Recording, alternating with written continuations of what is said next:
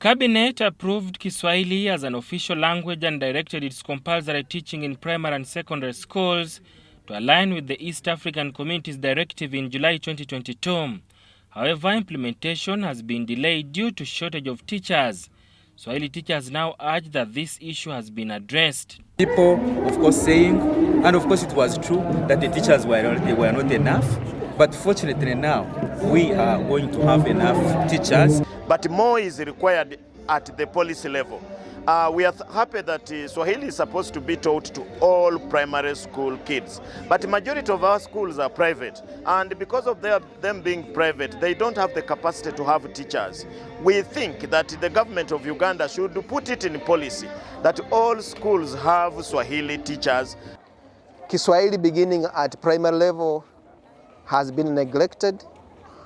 And I think it's a very big gap where you see senior 1 and senior 2 learning Kiswahili, and at primary level they are not learning. Senior 1 and senior 2 it is compulsory, and it is really a very big gap. During the 19th summit of the Kiswahili University Students' Convention, stakeholders also emphasized the need to extend Swahili learning beyond the classroom to communities and to develop digital learning platforms to make the language more accessible. On a community basis, we are trying to get away the Swahili from class, taking it to the community. For example, there are some sensitizations we have always been doing in markets, in populations. Despite the government's efforts to revive Kiswahili language, its uptake in Uganda remains slow. Experts suggest that historical factors have contributed to this challenge. Many people, whenever they see Kiswahili, they hear about Kiswahili, they believe that Kiswahili is a language for the criminals. But this is a bad attitude towards Kiswahili. It has come to our notice that whenever you leave Uganda and you go abroad, you leave your mother language here. Government is talking of teaching Kiswahili as a compulsory subject in primary, secondary, as a compulsory subject.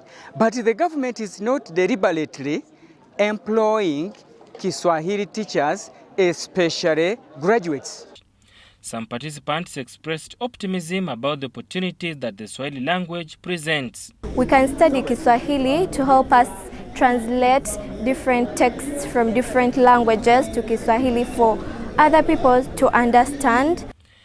Swahili serves as a lingua franca in East Africa, uniting diverse ethnic and linguistic groups in countries like Kenya, Tanzania, Uganda, Rwanda, and Democratic Republic of Congo. Sada Mubale, Viola Nabasa, UBC News.